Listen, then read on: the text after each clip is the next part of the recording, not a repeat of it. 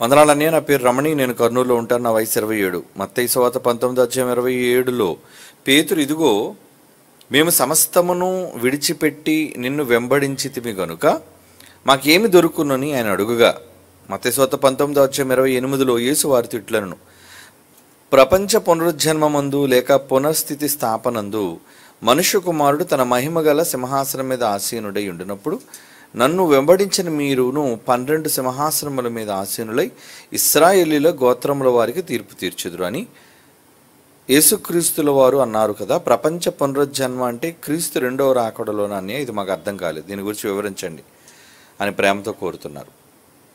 చదువుదాం. మత్తయి సువార్త 19:27. మత్తయి సువార్త 19:27.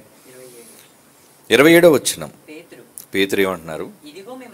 ఇదిగో మేము అన్నిటినీ విడిచిపెట్టి నిన్ను వెంబడిస్తున్నాం కనుక దీనివల్ల మాకు ప్రయోజనం ఏంటి, మాకు దక్కే ఘనత ఏంటి, గొప్ప ఏంటి అని యేసుప్రభు అని అడిగినప్పుడు యేసు వారితో ఇట్లనెను. యేసు ఏమని వారికి సమాధానం ఇస్తున్నారండి? ప్రపంచ పునర్జననమందు. ఇక్కడ ప్రపంచ అనేది ఎలా ఉంది? బ్రాకెట్లో ఉంది చూడండి. ప్రపంచ పునర్జన్మమందు అని అంటే అది బైబిల్లో ఉన్నదా? లేనిది అయితేనే బ్రాకెట్లో పెడతారు. బైబిల్లో ఉన్నది బ్రాకెట్లో పెట్టవలసిన అవసరం లేదు. యేసువార్త ఏమన్నాడు? పునర్జన్మమందు, పునర్జననమందు, తర్వాత పునఃస్థితి స్థాపనయందు. అది ఎక్కడుంది? ఫుట్ నోట్లో ఉంది. ఏమండి? పునఃస్థితి స్థాపనయందు అంటే పూర్వపు స్థితి మరలా స్థాపించబడినప్పుడు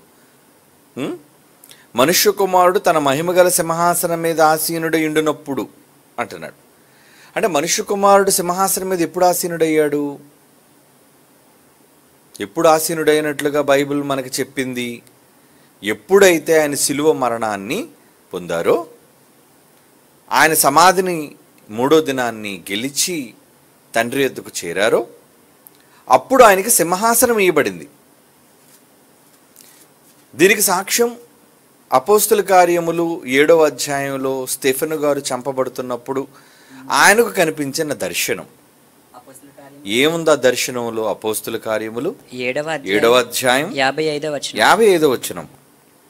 అపోస్తుల కార్యములు 7వ అధ్యాయం 55వ వచనంలో ఏమనుందండి? అయితే అతడు పరిశుద్ధాత్మతో నిండుకున్న ఆయన చంపడానికి రాళ్ళు రువ్వుతున్నప్పుడు పరిశుద్ధాత్మతో నిండుకున్న వాడై ఆకాశము వైపు తేరి చూచి దేవుని మహిమ యేసు దేవుని కుడిపార్శ్వమందు నిలిచియుండుట చూచి అంటే కుడిపార్శ్వమున నిలుచున్నాడు అంటే కుడి పక్కకి వెళ్ళాడు అని ఇక్కడ మనకు కనబడుతుంది. ఏమండి? మరి ఆసీనుడయ్యాడా? ఆయన సింహాసనం మీద ఆసీనుడా అంటే అధికారం ఇవ్వబడింది అని అర్థం. కుర్చీ అనగానే ఏంటంటే ఇక్కడ కుర్చీ లేదు ఏంటంటే, నిలబడి ఉన్నాడు ఏంటండి, అయితే అప్పటి వరకు నిలబడి ఉంటాడా అనేది కాదు అక్కడ. అంటే బైబిల్ రాయబడ్డంలోని దాని భావం ఏంటంటే ఆయన కుడిపక్క వెళ్ళాడు అంటే, కుడిపార్శ్వమునకు వెళ్ళాడు అంటే సర్వాధికారాలు పొందాడు అని అర్థం. అందుకు యేసుప్రభు వారు అన్న ఆయన నోటి వెంబడి వచ్చిన మాటే విందాం. ఆయన తిరిగి లేచిన తర్వాత ఏ ఏ లోకాల మీద ఆయనకు అధికారం ఇవ్వబడిందో ఆయన చెప్పాడు. ఆయన అప్పటికి సమాధిని గెలిచాడు, తిరిగి లేచాడు. తిరిగి లేచిన తర్వాత యేసుప్రభు వారు అంటున్న మాట మనం చదువుదాం. మత్తయి సువార్త 28వ అధ్యాయం 18వ వచనం. మత్తయి సువార్త 28వ అధ్యాయం 18వ వచనం అండి. అయితే యేసు వారి యొద్దకు వచ్చి, యేసు అంటున్నారు, పరలోకమందును భూమి మీదను నాకు సర్వాధికారం ఇయ్యబడి ఉన్నది అంటున్నాడు. పరలోకమందును భూమి మీదను సర్వ అధికారము, మొత్తం అధికారం నాకు ఇవ్వబడింది. అంటే సింహాసనం అంటే ఏంటి? అధికారమే సింహాసనం. ఏమండి? జగన్ గారు మరి గతంలో 5 ఏళ్లుగా మనకి ఆయన ముఖ్యమంత్రిగా ఉన్నారు అంటే ఆయనకు వచ్చింది కుర్చీయా, అధికారమా?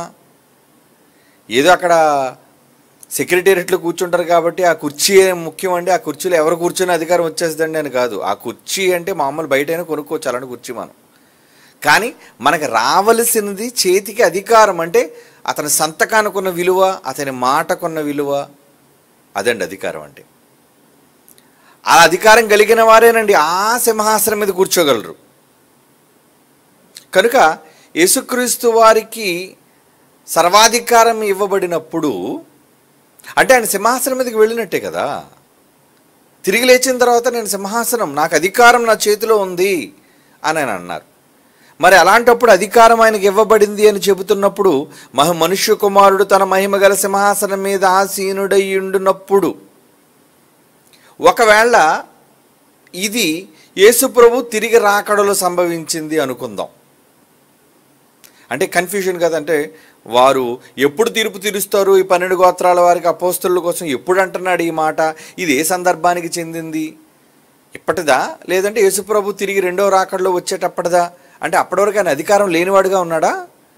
యేసుప్రభుకి సింహాసనం లేదా? ఉంది అన్నట్లుగా బైబిల్లో మనకు అర్థమైంది. నాకు అధికారం ఉంది, ముల్లోకాలలో పైనామం నాకు అనుగ్రహింపబడింది, సర్వాధికారం నా చేతిలో ఉంది అనే విషయం మనకి చెప్పబడింది బైబిల్లో. అయితే మరి రెండో రాకడలో జరిగేది ఏముందని మనకు 1 కొరింథీ పత్రిక 15వ అధ్యాయంలో ఈయన లోబడతాడు అనుందా, లేదంటే మన సంఘాన్ని తిరిగి తీసుకువెళ్ళిన తర్వాత అక్కడ కూడా పాలన చేస్తాడనుందా? 15వ అధ్యాయము 24వ వచనం, 15వ అధ్యాయం 24వ వచనంలోని ఆ సందర్భం అంతా చూస్తే చివరిలో ఒక మాట అంటాడు. అటు తరువాత ఆయన సమస్తమైన ఆధిపత్యమును సమస్తమైన అధికారమును బలమును కొట్టివేసి తన తండ్రి అయిన దేవునికి రాజ్యమును అప్పగిస్తాడు. అప్పుడు అంతము వస్తుంది. రెండో రాకడలో జరిగేది అంటే అంతవరకు అతని చేతిలో ఉన్న అధికారము, బలము అన్నిటినీ కూడా ఎవరికి అప్పగిస్తారట? ఇప్పుడు ఆయనకి ఇవ్వబడింది కదా, ఆయన చేతిలో ఉన్నట్టే కదా, ఆయన దగ్గర ఉంది కాబట్టి ఎవరికి అప్పచెప్తాడని అంటున్నాడు ఇక్కడ? తండ్రికి అప్పగిస్తాడు. మరి తండ్రికి అప్పగించిన తర్వాత 25వ అధ్యాయం ముగింపులో ఏమంటాడు చూడండి, 25వ వచనం, క్షమించండి 25వ వచనం, 1 కొరింథీ పత్రిక 15వ అధ్యాయము 25వ వచనంలో, ఎందుకనగా శత్రువులందరినీ కూడా తనకు పాదపీఠముగా తన పాదముల క్రింద ఉంచు వరకు ఆయన రాజ్య పరిపాలన భూమి మీద అధికారియే సింహాసనం మీద రాజుగా చేస్తుండాలి. దేవుడు సమస్తమును దేవుడు లోపరిచినప్పుడు క్రీస్తు పాదముల క్రింద లోపరిచి ఉంచాడు. ఆయన సమస్తమును లోపరచబడి ఉన్నదని చెప్పినప్పుడు ఆయనకు సమస్తమును లోపరిచిన వాడు తండ్రి తప్ప సమస్తమును లోపరచబడి ఉన్నదని సంగతి విషదమే, క్లియరే కదా. అంటే అన్ని తండ్రి తప్ప మిగతా అన్ని అధికారాలు కూడా ఎవరికి అప్పగించేశారండి? యేసు ప్రభు వారి పాదాల క్రింద పెట్టేశాడంట. అంటే సింహాసనాసీనుడు ఆయనే కదా, అధికారి ఆయనే కదా. ఎప్పుడు వెళ్ళిపోయాడు ఆయన? సమాధి గెలిచిన తర్వాత తండ్రి దగ్గరికి వెళ్ళి కుడి పార్శ్వానికి వెళ్ళగానే మొత్తం అధికారం అంతా ఆయన చేతికి వచ్చేసింది. కానీ ముగింపులో ఏం జరుగుతుంది? ఆయన వచ్చి సంఘాన్ని, అధికారాన్ని, అన్నిటినీ, సమస్తాన్ని కొట్టివేసి తండ్రి అయిన దేవునికి రాజ్యం ఇచ్చేసి ఆయన ఏం చేస్తారట? అది ఇప్పుడు మనం చదువుతున్న మాటలోని చివరి మాట చదవండి, 25వ వచనం చివరి మాట, సమస్తమును లోపరిచిన తండ్రికి తానే లోబడును అనే పదం ఉంటుంది చూడండి. 28వ వచనం, మరియు సమస్తమును ఆయనకు లోపరచబడినప్పుడు దేవుడే సర్వములో సర్వమగు నిమిత్తము కుమారుడు తన తండ్రి అయిన దేవునికి సమస్తమును లోపరిచిన తండ్రికి తానే లోబడును. అంటే లోబడిపోతాడంటే మళ్ళీ అధికారం ఆయనకి ఇచ్చేస్తే సింహాసనం దిగిపోయి, నాన్న నువ్వే పాలించయ్యా, నువ్వే అధికారిగా ఉండు నాన్న అని చెప్పి, నేను కూడా మిగతా తమ్ముళ్ళతో పాటు నేను కొడుగ్గా నీతో ఉండిపోతాను, నేను వీళ్ళెవరిని పాలించడం నాకు ఇష్టం లేదు. ఎందుకంటే వాళ్ళ మీద పాలన ఏంటి, తమ్ముళ్ళ మీద పాలన ఏంటి? తండ్రి పాలిస్తే బాగుంటుంది కానీ తమ్ముళ్ళందరినీ అన్న పాలించడం ఏంటండి? కనుక పరలోకానికి వెళ్ళిన తర్వాత అందరూ సింహాసనాసీనులు. ఎందుకంటే నేను ఎలాగైతే సింహాసనం మీద కూర్చుంటానో నా తమ్ముళ్ళకు కూడా అదే సింహాసనాన్ని దేవుడు ఇస్తాడు అనే మాట కూడా ఆయన చెప్పాడు. కాబట్టి రెండో రాకడలో ఈయన పాలనే ఉండదు. ఉన్న ప్రభుత్వాన్ని, ఉన్న అధికారాన్ని కొట్టివేసి సంఘాన్ని తండ్రికి అప్పగించేసి ఈయనే తండ్రికి లోబడిపోతాడు. కనుక మరి ఇప్పుడు 12 మంది పాలించడం ఏంటి, గొడవ ఏంటి అంటే ఇది ఎప్పుడు అనుకుంటున్నారు? యేసు ప్రభు తిరిగి లేచిన తరువాత 12 మందికి సింహాసనాలు ఇవ్వబడతాయి అన్నది, వాళ్ళు తీర్పు తీర్చటం అన్నది సువార్త వాళ్ళకి ప్రకటించటం. 12 మంది ఎవరికి ప్రకటించారు?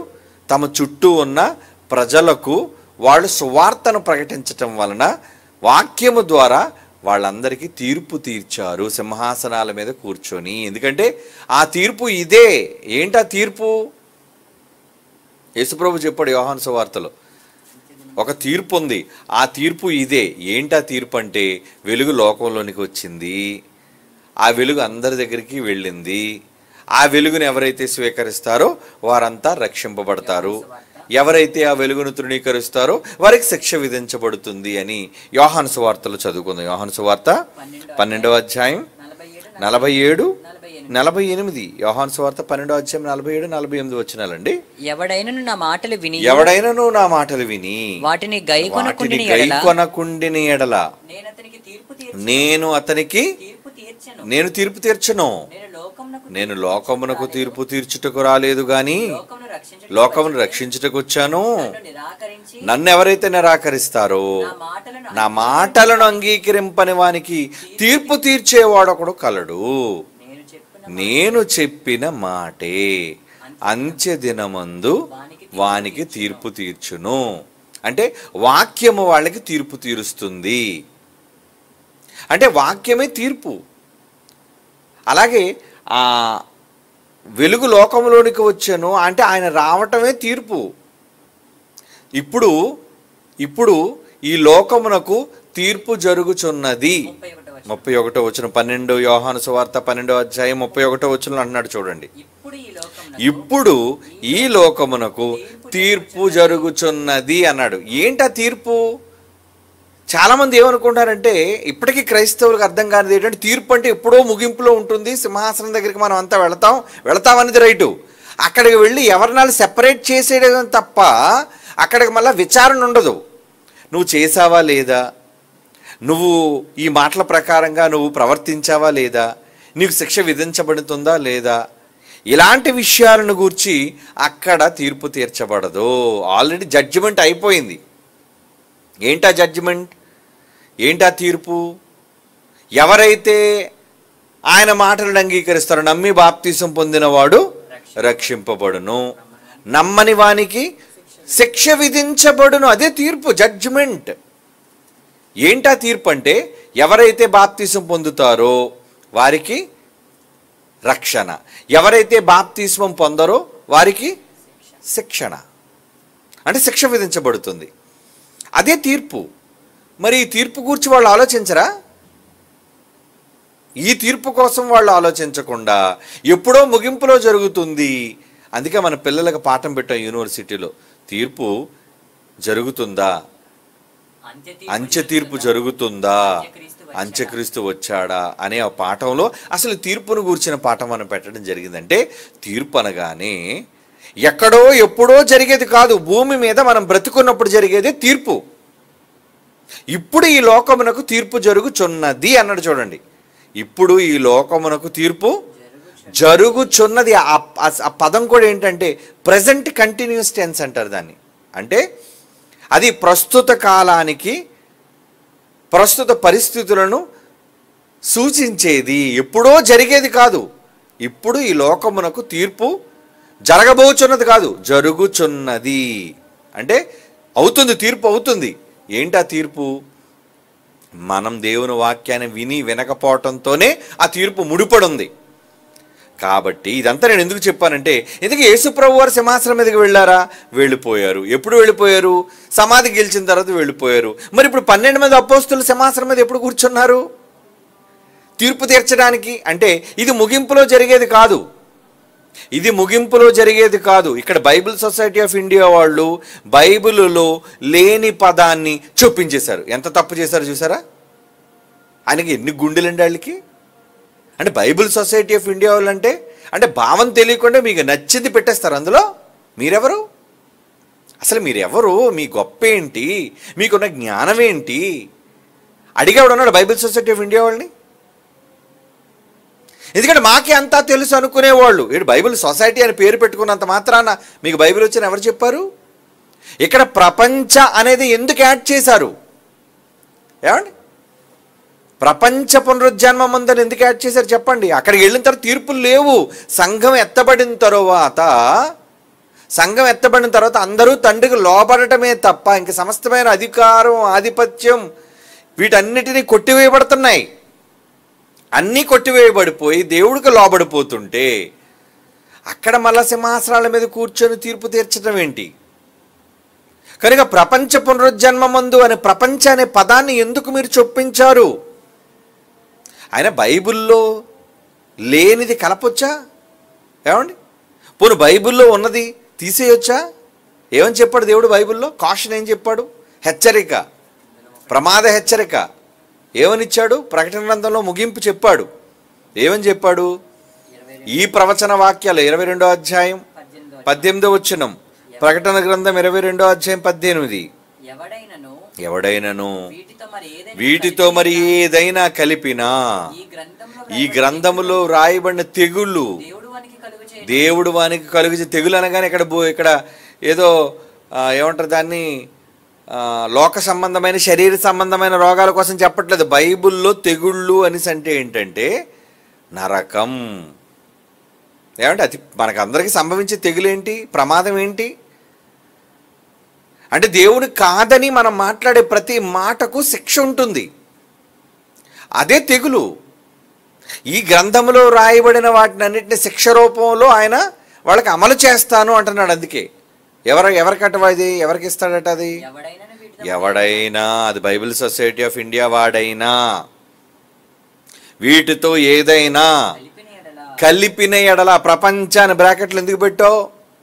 ఎందుకు కలిపావు? నీకు అర్థం కాకపోతే తెలియదు అని పెట్టు. ఆయన తెలియకపోతే ఆయన ఏది ఉందో తర్జుమాలో ఉన్నది ఉన్నట్టుగా తర్జుమా చేసి నువ్వు పెట్టడమే నీ వంతు. అంతేగాని నువ్వు సొంతగా నీ సొంత అభిప్రాయాన్ని ఎలా యాడ్ చేస్తావు అలా యాడ్ చేసి అక్క చెల్లెలను పెట్టారు. అప్పుడు అలా యాడ్ చేసే ప్రపంచాన్ని పెట్టారు ఇక్కడ, చూసారా? కనుక బైబిల్లో కూడా మానవ కల్పితాలు, మానవ ఆలోచనలు చొప్పించబడ్డాయి అంటే అవును, చూసారు, చొప్పించేశారు. సైతాన్ ఎంత తెలివిగా చొప్పించేసిందో. ప్రపంచ పునరుజ్జన్మమందు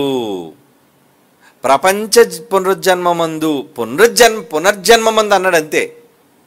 అక్కడ ప్రపంచ తీసే చదవండి, మత్తయి సువార్త 19:28లో ప్రపంచ తీసేయండి. యేసువారితో ఇట్లనను పునర్జననమందు అంటే మరలా నేను పునర్జన్మ అంటే మరలా నేను బ్రతుకుతాను. ఇప్పుడు పునర్జన్మ అనేసరికి ఇంకొక మరల తల్లి గర్భం నుంచి పుట్టడం కాదు. ఏమండి, మనం మరలా బ్రతకటం. బాప్తిస్మం అనేది పునర్జన్మ స్నానం అన్నాడు, తెలుసా మీకు? బాప్తిస్మాన్ని గురించి ఏమన్నాడు? పునర్జన్మ సంబంధమైన స్నానము అంటాడు. చూడండి హెబ్రీ పత్రికలోనా, చూడండి ఎక్కడుందో. పునర్జన్మ సంబంధమైన స్నానము అంటాడు. అంటే మీరు తిరిగి బ్రతకటం పునర్జన్మ అన్నాడు బైబిల్లో. అంటే మనం బాప్తీసం ద్వారా మన పాత జీవితాన్ని విడిచిపెట్టి క్రొత్త జీవితంలోనికి రావటమే బ్రతకటం. అవునా? మరి అది కూడా బ్రతకటం అయినప్పుడు అది పునర్జన్మ అన్నాడు. Very good. తీతు 3వ అధ్యాయం 5వ వచనం చూడండి. తీతు 3వ అధ్యాయము 5వ వచనం. మనము నీతిని అనుసరించి చేసిన క్రియల మూలముగా కాక తన కనికరము చొప్పుననే పునర్జన్మ సంబంధమైన స్నానము అన్నాడు. చూడండి, స్నానం అంటే మళ్ళా ఏదో బళ్ళు నీళ్ళు వంపుకోవడం కాదు. స్నానంలో నీటిని ఉపయోగిస్తాం కాబట్టి అలాగన్నాడు. అంతేగాని బాప్తీసం ప్రతి ఒక్కరు స్నానంతో పోల్చాడు కాబట్టి సబ్బు పెట్టుకొని స్నానం చేయాలని కాదు. అక్కడ నీళ్లు ఉపయోగించుకోవాలి. ఆ పునర్జన్మ సంబంధమైన స్నానం లాంటిది అది. స్నానానికి ఎలాగైతే నీళ్లు వాడతామో తిరిగి మనం పునర్జన్మ పొందాలి అంటే నీళ్లలోనికి వెళ్ళాలి. అదే బాప్తిస్మము. నీటిలోని ములగాలి, ముంచబడాలి, తిరిగి లేవాలి. అది పునర్జన్మ అన్నాడు. అంటే బతుకుంటుండగానే పునర్జన్మ జరుగుతుందా? పునర్జన్మ స్నానము అంటే ఏంటన్నమాట? బాప్తిసం. అంతేగాని మన అందరూ చచ్చిపోయిన తర్వాత లాస్ట్లో బ్రతకడం కాదు పునర్జన్మ అనేసరికి. ఓకే, ఈ మాట తీసుకోండి. కనుక ఇక్కడ పునరుజ్జన్మ అనగానే భూమి మీద జరుగుతున్నప్పుడు ఇక్కడ రండి, ఇప్పుడు 19 మత్తయి 19:28 ఏమంటున్నాడు అక్కడ? పునర్జననమందు. ఎక్కడ పునర్జననమందు? ఇక్కడ నేను ఎప్పుడైతే తిరిగి మరలా బ్రతుకుతానో, చచ్చిపోయాను కదా నేను, యేసుప్రభు చచ్చిపోయాడే లేదా? చనిపోయాడు. చనిపోయిన తర్వాత ఏమయ్యాడు ఆయన? తిరిగి లేచాడు. నేను తిరిగి లేచానంటే మరలా నేను పునర్జన్మ పొందాను, నేను పునర్జన్మించాను, మరలా పుట్టాను, మరలా బ్రతికాను. కనుక పునర్జన్మ మందు మనుష్య కుమారుడు తన మహిమ గల సింహాసనం మీద ఎప్పుడు పునరుజ్జన్మ జరుగుతుంది మనుష్య కుమారుడికి? అంటే యేసుప్రభు రెండో రాకడ వచ్చిన తర్వాత మనుష్య కుమారుడు పునరుజ్జన్మ లేదా? చూసారా? ఒకవేళ ఇది కానీ మనం ముగింపుకే ముడిపెడితే, అంత్యకాలానికి ముడిపడితే, రెండవ రాకడికి ముడిపడితే, అంటే యేసుప్రభు తిరిగి రెండోసారి వచ్చినంత వరకు ఆయన పునరుజ్జన్మ లేదనమాట. మరి చచ్చిపోయింది ఏమవ్వాలి? అంటే ఆయన చచ్చిపోయి ఉన్నాడు అంటే యేసుప్రభు ఇంకా మృతుడి నుంచి లేవలేదు. చూసారు ఎంత అబద్ధంలోకి వెళ్ళిపోయిందో వాక్యం. ఒక్క పదం తప్పు రాయటం వలన ఎంత ఘోరమైన తప్పిదం, భావ తప్పిదం అయిపోయిందో చూడండి. ఇంతగా మనం విడదీస్తున్నామంటే ఏంటనుకున్నారు? సత్యవాక్యమును సరిగా విభజించడం అంటే ఇదే. ఎక్కడ చెప్పరు, ఏ విశ్వవిద్యాలయాల్లో, ఏ బైబిల్ కళాశాలల్లో, ఏ సంఘాలలో ఇంత విడమర్చి బైబిలులో ఉన్నది ఉన్నట్లుగా చెప్పరు. వారి బుర్రకు తోచింది ఏదో, అర్థమైంది ఏదో చెప్పుకుంటూ వెళ్ళిపోతారు. ఏమంటే మనకు తోచింది మనం చెప్పుకోకూడదు కదా. వ్రాయబడిన పదాలను, ఏమండి వ్రాయబడిన అక్షరాలను బైబిల్లోని మిగతా భావాలతో పోల్చి దానికి సరిపోతామని మనం చెప్పాలి. సరిపోకుండా కిట్టించేసి నా భావం అండి, నా ఉద్దేశం అండి, నేను అనుకుంటున్నానండి అంటే ఎలా చెప్పండి? అది తప్పు కదా. అలాంటప్పుడు ఏమవుతుంది? లేనిది బైబిల్లో రాయనిది మనం కల్పించి చెబుతున్నాం అనమాట. మరి కల్పించి చెప్తే మనకు వచ్చే శిక్ష ఏమన్నాడు? ఏం శిక్ష అన్నాడు? ఈ గ్రంథమందు వ్రాయబడిన తెగుళ్ళన్నీ కూడా మీకు వచ్చేస్తాయి. నరకానికి వెళ్ళడానికి ఎన్నైతే బాధలు, ఎన్నైతే పాపాలు ఉన్నాయో ఆ పాపాలన్నీ తెగుళ్ళుగా మీకు సంక్రమిస్తాయి. అంటే మిమ్మల్ని మన నరకానికి తీసుకుపోతాయి, శిక్ష విధించబడుతుంది మీకు. అలాంటప్పుడు మనం ఏది పడితే చెప్పొచ్చా? చెప్పకూడదు కదండి. మరి ఏంటంటే ఇంత ధైర్యంగా వీళ్ళు రాసేశారు ప్రపంచాన్ని? అంటే ఎక్కడ ఇది తప్పు పట్టేస్తారంటే వాళ్ళు కూడా ఎందుకు అలా రాయించారంటే చూడండి, బైబిల్ని సరిచేద్దాము అనే ఒక తప్పుడు ఉద్దేశంతో ఇది మాట చొప్పించేశారు. ఎందుకు చొప్పించారంటారా? ఏమంటే యేసుప్రభు తిరిగి లేచిన తర్వాత సింహాసనాల మీద ఎక్కడ కూర్చోలేదు కదా, అపోస్తలులందరూ చచ్చిపోయారు, హతసాక్షులు అయిపోయారు.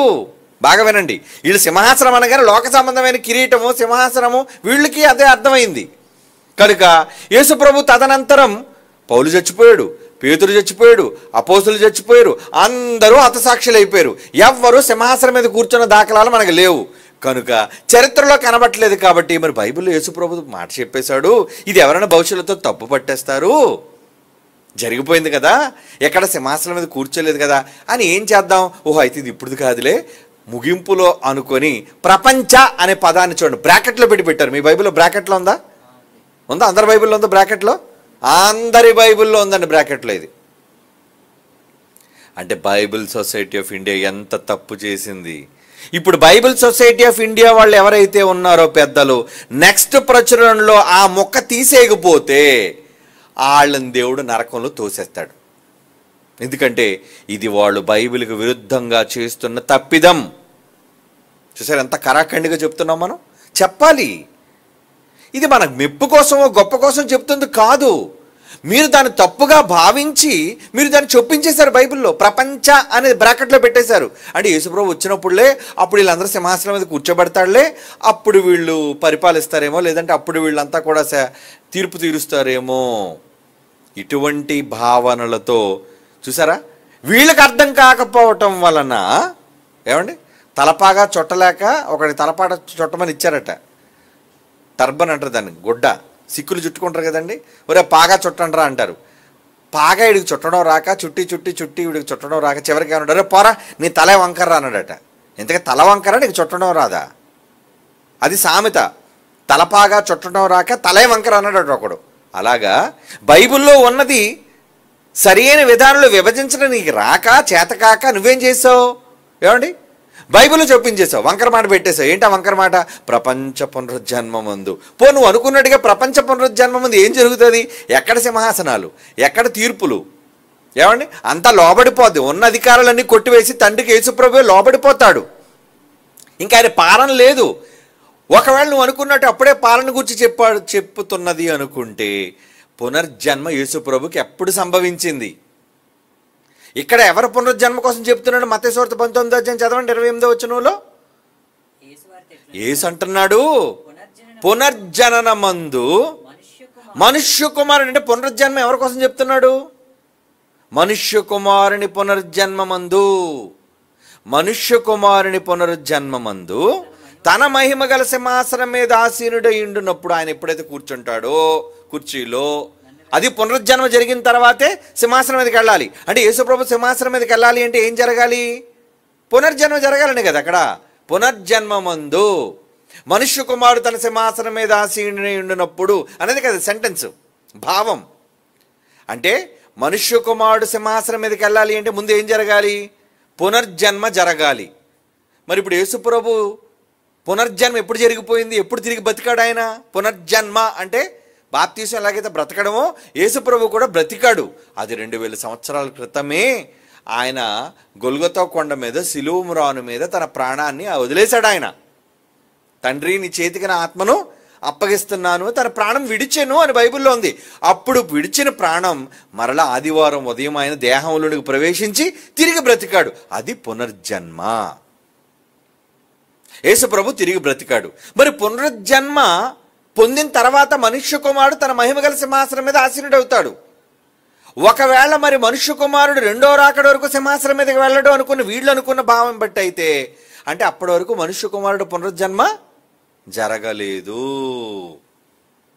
చూసారా ఎంత వంకరగా మారిపోయిందో? వాళ్ళు చొప్పించిన ఒక తప్పుడు పదానికి ఎంత వ్యతిరేకమైన భావం వచ్చేసింది. సింహాసనం అంటే కుర్చీల మీద కూర్చొని తీర్పులు తీర్చటం రాజు అనుకుంటున్నావా? ఇప్పుడు మనం అంతా సింహాసనాల మీద లేమా? చెప్పండి, ఇప్పుడు మనం తీర్పు తీరుస్తున్నామా లేదా? అవును. ఇప్పుడు వాక్యము ద్వారా మనమంతా కూడా యేసుక్రీస్తు వారి యొక్క పాలనలో మనం వాక్యాన్ని ప్రకటిస్తూ తీర్పు తీరుస్తున్నాము. ఏంటా తీర్పు? నమ్మి బాప్తీసం పొందినవాడు రక్షింపబడతాడు, నమ్మని వానికి శిక్ష విధించబడుతుంది, నమ్మండి యేసు ప్రభుని, నేడే రక్షణ దినము, అనుకూల సమయము అని సువార్త ప్రకటిస్తున్నారే. ఏంటదంతా? అదే తీర్పు. ఇంతకు తీర్పు తీర్చేది ఏదని ఇందాక మనం చదువుకున్నాం. అంచె దినమందు వానికి తీర్పు తీర్చును. ఏంటది? నేను చెప్పిన మాటే, వాక్యమే. అంచె దినమందు అంటే వాని అంచె దినం. అంచె దినం అనగానే మళ్ళీ అంచె దినం కాదు. అంటే తీర్పు అప్పటి వరకు జరగదా? మరి ఒకవేళ అంచె దినం వరకు తీర్పు జరగదు అనుకుంటే, దొంగోడు నరకానికి ఎవరు ధనవంతుడు నరకానికి ఎందుకు వెళ్ళిపోయాడండి? ధనవంతుడు చనిపోయి పాతి పెట్టబడెను, అప్పుడు అతడు పాతాళములో బాధపడుచు. మరి తీర్పు జరిగిపోయింది అక్కడ. ఏమండి, దుష్టుడు మరణించగానే పాతాళమును ఒక్క క్షణములో దిగిపోదురు. మరి తప్పు చేయలేనప్పుడు తీర్పు జరిగిందో లేదో నిర్ధారణ కానప్పుడు ఒక్క క్షణంలో ఎలాగంటే పాతాళాన్ని పంపించేస్తారు దేవుడు అందరినీ? అంటే తీర్పు జరిగినంత వరకు ఎవరు పాతాళానికి వెళ్ళకూడదు, అంతే కదండి. మరి పాతాళానికి వెళ్ళిపోతున్నారు, మంటల్లో కాలిపోతున్నారు, శిక్షణ అనుభవిస్తున్నారు. అంటే తీర్పు జరుగుతున్నట్టేనా? అవును. లోకమునకు తీర్పు జరుగుచున్నది అంటాడు. చూడండి, మళ్ళీ చదవండి ఆ మాట. యోహాను సువార్త 12వ అధ్యాయం 31. యోహాను సువార్త 12వ అధ్యాయం 31. ఇప్పుడు అంటున్నాడు చూడండి. అప్పుడే తీర్పు ఎప్పుడు జరుగుతుంది? ముగింపులో కాదు, ఇప్పుడు ఈ లోకమునకు తీర్పు జరుగుచున్నది అన్నాడు. అంటే తీర్పు అప్పటి నుంచే ప్రారంభం అయిపోయిందా? నా మాటే తీర్పు. నా మాట వింటే వాళ్ళకి తీర్పు. కనుక ఇప్పుడు అపోస్తలులు యేసు తదనంతరం ఏం చేశారు? క్రీస్తు సామ్రాజ్య వ్యాప్తిని చేస్తూ సువార్త వ్యాప్తి కోసం వాళ్ళు అపోస్తలులు ముందుకు వెళ్ళారు. అవునా కదా? అపోస్తలులందరూ సువార్త ప్రకటించారా? అపోస్తలులందరూ దేవుని సువార్తను ప్రకటించుకుంటూ వెళ్ళారు. మేము మీకు ప్రకటించిన సువార్త అదే. పౌలు అంటాడు, పేతురు అంటాడు, వీళ్ళంతా మేము అదే సువార్తను ప్రకటిస్తున్నాం. అంటే వీళ్ళు సువార్త ప్రకటిస్తున్నారంటే యేసు వాక్యాన్ని ప్రకటిస్తున్నారు. అంటే వాళ్ళు లోకానికి, తమ చుట్టూ ఉన్న సమాజానికి ఏం చేశారు? తీర్పు తీర్చారు. తీర్పు జరిగిపోయిందా? అపోస్తలులందరూ సువార్త ప్రకటించడం ద్వారా తమ చుట్టూ ఉన్న వాళ్ళకి 12 గోత్రాల వారికి తీర్పు తీర్చారు. 12 గోత్రాల వారికి తీర్పు తీర్చారు. అందుకే అపోస్తలులు ఎవరికి అపోస్తులుగా చేయబడ్డారని పౌలు గారు ఒప్పుకున్నారు మీకు తెలుసా? మేము అన్యజనులకును, పేతురును యోహాను గలతీ పత్రిక 2వ అధ్యాయం అంటాడు చూడండి. గలతీ పత్రిక 2వ అధ్యాయంలో దేవుడు మరి అన్యజనులకు అపోస్తలులకు సామర్థ్యం కలుగజేసిన దేవుడే 2వ అధ్యాయం 8వ వచనం, 2వ అధ్యాయం 8వ వచనం జాగ్రత్తగా వినండి ఈ మాట. సున్నతి పొందిన వారికి, అంటే ఎవరు సున్నతి పొందిన వాళ్ళు? ఎవరు? ఇశ్రాయేలీలు. 12 గోత్రాల వాళ్ళు కదండి ఇశ్రాయేలీలు. రూబేను మొదలుకొని కిందన వరకు ఎంతమంది అయితే 12 మంది పిల్లలు ఉన్నారో, యాకోబు పిల్లలు, వాళ్ళే కదా ఇశ్రాయేలీలు, 12 గోత్రికులే కదా. కనుక ఇక్కడ అంటున్నాడు సున్నతి పొందిన వాళ్ళకే సున్నతి. ఇశ్రాయేలీలకు మాత్రమే సున్నతి, 12 గోత్రాల వరకే సున్నతి, వేరెవరికి సున్నతి లేదు. కనుక సున్నతి పొందిన వారికి అపోస్తలుడగుటకు పేతురునకు సామర్థ్యము కలుగు చేసిన దేవుడు. పేతురు ఎవరు? అపోస్తలుడు కదా. అంటే వాళ్ళకి సువార్త ప్రకటించడానికి సామర్థ్యము దేవుడు కలుగు చేసిన వాడే ఇశ్రాయేలీయులు కాని వారికి, సున్నతి లేని వారికి, అన్యజనులు అయిన వారికి అపోస్తలుడుగా వాక్యం చెప్పడానికి, సువార్త ప్రకటించడానికి నాకును సామర్థ్యము కలుగజేసనని వారు గ్రహించినప్పుడు స్తంభములుగా ఎంచబడిన యాకోబు అపోస్తలుడే, పేతురు అపోస్తలుడే, యోహాను అపోస్తలుడే అనువారు నాకు అనుగ్రహింపబడిన దేవుని కృపను కనుగొని మేము అన్యజనులకు, జాగ్రత్తగా ఉండండి ఈ మాట, మేము అన్యజనులకు తాము అపోస్తలులు 12 మంది ఎవరికట? సున్నతి పొందిన వారికి అపోస్తలులుగా ఉండవలనని చెప్పి తమతో పాటు పాలువారు మగుటకు సూచనగా షేక్ హ్యాండ్ నాకు బర్నబాకి ఇచ్చారు, కుడి చేతిని ఇచ్చారు అంటున్నాడు. అంటే అపోస్తలులందరూ ఎవరికి సువార్త ప్రకటించాలి? ఎవరికి సువార్త ప్రకటించాలి? అక్కడ అగ్రిమెంట్ జరిగింది ఇద్దరి మధ్య. బాబు మీరు కేవలం ఇశ్రాయేలీయులకు సున్నతి పొందిన వాళ్ళకే చెప్పండి, అపోస్తలు 12 మంది, మీరు వాళ్ళకే వాక్యం చెప్పండి. నేను బర్నబా మిగిలిన వాళ్ళందరికీ అన్యజనులకు చెప్పుకుంటా వాక్యం. ఏమండి? అంటే 12 మంది అపోస్తలు ఏమండి వాళ్ళకి ఎవరి కోసం బాధ్యత ఇవ్వబడింది? ఎవరికి తీర్పు తీర్చడానికి అధికారం ఇవ్వబడింది? ఇశ్రాయేలీలైన వారికి తీర్పు తీర్చడానికి. అదే 12 గోత్రముల వారికి తీర్పు తీర్చుటకు మీరు 12 సింహాసనాల మీద కూర్చుంటారు అన్నాడండి. అది రూపకాలంకారంగా చెప్పింది. ఇది అర్థం కాక వీళ్ళు కుర్చీల మీద కూర్చుంటారు. ఎప్పుడు కూర్చుంటారు? ఓహో చచ్చిపోయిన తర్వాత యేసుప్రభు వచ్చిన తర్వాత కదా అని అనుకొని ఇది పునర్జన్మ అనగానే ప్రపంచ పునరుజ్జన్మ అని కల్పిస్తారు. అంటే ఎంత సబ్జెక్టు తెలియక బైబిల్ని ఎలా అపార్థం చేసేసారు చూసారండి వీళ్ళు. బైబిల్లో ఉన్నది కలపకూడదని తెలిసిన వీళ్ళే కలిపేశారు, బైబిల్లో కలిపేశారు. ఇంకెన్ని తీస్తారో మనకు తెలియదండి. ఇప్పుడు ఇది కనబడింది కాబట్టి మనకు తెలుసు, తీసేసారంటే మనకు తెలియదు. ఇప్పుడు 100 కలిపింది మనకు కనబడుతుంది కాబట్టి ఇది కలిపారు అని మనం చెప్పగలుగుతున్నాం. తీసేసినవి మనకు తెలియదు, ఎందుకంటే మనం ముద్రించిందే కదా, మన అక్షరాల రూపంలో ముద్రించబడిందే కదా మనం చదువుతున్నాము. బైబిల్ సొసైటీ ఆఫ్ ఇండియా వాళ్ళు చాలా పెద్ద తప్పు చేశారు. అది వాళ్ళకి శిక్ష. భావం తెలియకుండా వాళ్ళు ఆ విధంగా ఎవరైతే అధికారంలో ఇప్పుడు ప్రస్తుతం ఉన్నారో తర్వాత ముద్రణలో ప్రచురణలో ఈ ప్రపంచ అనే దాన్ని డిలీట్ చేయాలి, తీసేయాలి, లేకపోతే ప్రమాదం వాళ్ళకి. ఎందుకంటే బైబిల్లో కాని మాట లేనిది చెప్పించారు, భావం అర్థం కాక. నిజానికి బైబిల్లో యేసుప్రభు చెప్పింది రైటే. పునర్జన్మమందు మనుష్య కుమారుడు అంటే చచ్చిపోయి తిరిగి లేచిన తర్వాత మనుష్య కుమారుడు సింహాసనం మీద అక్కడ కూర్చుంటే మీ 12 మంది అపోస్తలులు కూడా సింహాసనాల మీద కూర్చొని ఇశ్రాయేలు 12 గోత్రాల వారికి తీర్పు తీరుస్తారు. ఏంటది? వాక్యం ప్రకటించడం. మీరు వెళ్ళి వాక్యం చెప్పండి, విన్నవాడు మారుతాడు, విననివాడు శిక్ష పొందుతాడు. అదే తీర్పు. నా మాటే వాళ్ళకి తీర్పు. అది సింహాసనం, మీరు అధికారం. మీరు అన్యజనుల మీద మా పౌలుకి ఎలాగైతే అధికారం ఇవ్వబడిందో అపోస్తలులుగా ఇశ్రాయేలీయుల మీద ఎవరికి అధికారం ఇవ్వబడిందండి? 12 మందికి. ఇంత చక్కగా బైబిల్ సమాధానం చెబుతున్నప్పుడు ఎంత తప్పు చేశారో చూసారండి వీళ్ళు. కాబట్టి ఇప్పుడు చదవండి చివరిగా మత్తయి సువార్త 19:28 యేసు వారితో ఇట్లనెను, పునర్జననమందు నేను మరలా పుడతానే, నేను మరలా బ్రతుకుతానే, మనుష్య కుమారుడు తన మహిమ గల సింహాసనం, నేను సింహాసనం మీదకి వెళ్ళిపోతున్నాను, ఎప్పుడైతే నేను కూర్చుంటానో నన్ను వెంబడించిన మీరును, నన్ను నమ్మారు కదా, నా వెనక తిరిగారు కదా, మీ 12 మంది కూడా 12 సింహాసనాసీనులై 12 గోత్రముల వారికి తీర్పు తీర్చుదురు. ఏంటా తీర్పు? ఆయన మాటలు ప్రకటించడమే వారికి తీర్చే తీర్పు. ఇదండి ఆ మాటలోనున్న భావం. కాబట్టి పునర్జన్మ అనగానే క్రీస్తు రెండవ రాకడ కాదు, మొదటి రాకడలో ఆయన సమాధిని గెలవటమే పునర్జన్మ. ఆయన రెండో రాకడలో మరలా పునర్జన్మ ఏంటి? పరలోకంలోనే యేసు ప్రభు భూమి మీదకి వస్తారు కానీ మళ్ళీ పునర్జన్మ ఏంటి? ఎక్కడ పుడతాడు? మరలా ఎవరి ద్వారా పుడతాడు? ఆయన ఆల్రెడీ కన్యక ద్వారా ఒకసారి పుట్టేశాడుగా, మరలా పుట్టడానికి ఆయన ఏం చచ్చిపోయాడా? చనిపోయిన వాడు బ్రతకడానికి కదా పునర్జన్మ అనే పదం వాడతారు. తిరిగి పుట్టాడు, తిరిగి బ్రతికాడు అని. రెండోసారి మరలా జన్మించాడు. పునర్జన్మ అంటే తిరిగి జన్మించటం, అది మరొక జీవితాన్ని పొందటం.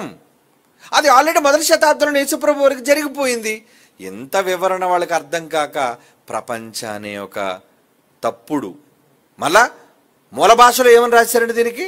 పునఃస్థితి స్థాపన యందు, అంటే పూర్వపు స్థితి మరలా స్థాపించబడినప్పుడు. ఆ మాటలో తప్పేం లేదండి, ప్రపంచానే తప్పు. ఏమండి? పూర్వపు స్థితి మరలా వచ్చినప్పుడు, నేను ఎలాగైతే ఒకప్పుడు బ్రతుకున్నానో, చచ్చిపోయిన ఇదిగో మృతుడనైతిని, ఇదిగో మరలా నేను జీవించుచున్నాను అన్నాడు కదా. మృతుడనైతిని, నన్ను చంపేశారు కానీ నేను బ్రతుకుతున్నాను, బ్రతికాను నేను. ఇది దాని అర్థం. ఓకే అండి. కనుక ఈ విషయంలో బైబిల్ సొసైటీ ఆఫ్ ఇండియా వాళ్ళు జాగ్రత్తగా సరి చేసుకోవాలి తప్పుని. అలాగే క్రైస్తవ సోదరులు సోదరీమణులు ఈ విషయాన్ని అపార్థం చేసుకోకుండా, ఏమండి, బైబిల్లో రాయబడిన తప్పు విషయంలో శ్రద్ధ వహించాలి. ఓకే.